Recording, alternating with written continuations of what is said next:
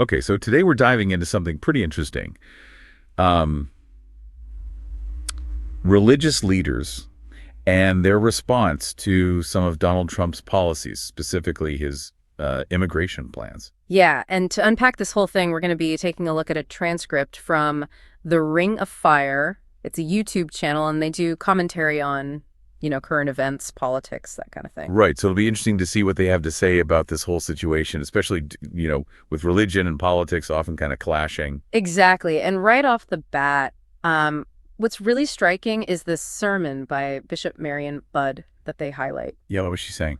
Well, the transcript, details how she's directly calling out Donald Trump, urging him to show some compassion and mercy towards immigrants and refugees. That's pretty bold. It is, and she's really grounding her argument in, those core biblical teachings, right? About, welcoming and protecting those in need. Which obviously is, pretty much the opposite of what Trump was aiming for with those deportation plans. Yeah. Exactly, and I think that's what makes it so powerful, right? She's drawing this clear line, connecting these fundamental religious principles to this very specific political issue. So she's not just talking in a vacuum, right? Yeah. She's using her platform to directly challenge his stance. Absolutely. And it's interesting because, she's not the only one. The U.S. Conference of Catholic Bishops, they also chime in on this. They did what exactly? Well, according to the transcript, they sent a letter expressing their own concerns about the treatment of immigrants and refugees, particularly in light of some of the executive orders Trump was putting out.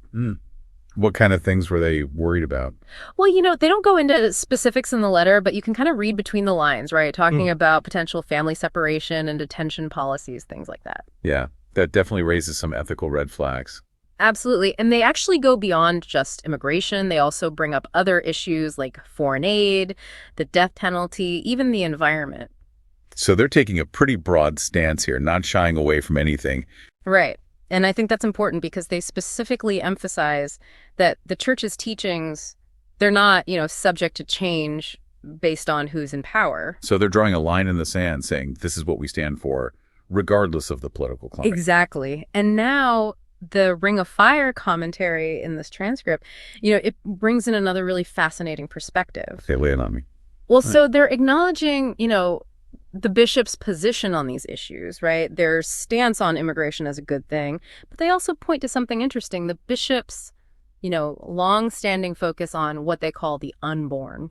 Right, which basically means their stance on abortion. Exactly. And the video argues that this historical prioritization of abortion as an issue, it might have unintentionally contributed to the current political environment that the bishops are now criticizing. Okay, how so? Well, think about it. If you're constantly mobilizing a voting bloc around a single issue, there's a chance you might inadvertently be empowering candidates who don't necessarily share your views on other things like immigration. So by focusing so heavily on one thing, they might have overlooked or even supported candidates whose broader agendas were actually at odds with their own values. That's the argument the video is making, and it definitely raises some thought-provoking questions about, the unintended consequences of prioritizing certain moral issues over others. Right, because even if your intentions are good, if you're not paying attention to the bigger picture, you might end up contributing to the very problems you're trying to solve. And that's the tension the transcript highlights. You have this clear alignment of religious leaders with, principles of compassion and mercy, especially when it comes to immigrants and refugees. Which puts them in direct conflict with some of Trump's policies. Right, but then you have this critique saying that maybe their past focus on a single issue unintentionally contributed to shaping the political landscape that they're now reacting to. It's like a bit of a catch-22. It is. And the video ends by, acknowledging the bishop's current stance on these issues while also prompting us to think about their past priorities and, those potential unintended consequences. It's a complex issue for sure. And I think it really speaks to the larger question of how religious institutions engage in political discourse. Absolutely. And I think the takeaway for our listeners is to really consider all sides of this. That call for compassion rooted in faith, the broader ethical concerns that the bishops are raising, and then this critical lens that the video offers about past priorities. Right, because ultimately it's up to each individual to decide what role they believe religious institutions should play in shaping political conversations and policies. And to think about, what those long-term effects might be, whether it's their shifting priorities or their unwavering stance on certain issues. Definitely a lot to unpack and some pretty heavy stuff to ponder. So thanks for joining us for this deep dive. Absolutely. It was a good one. Until next time. See ya.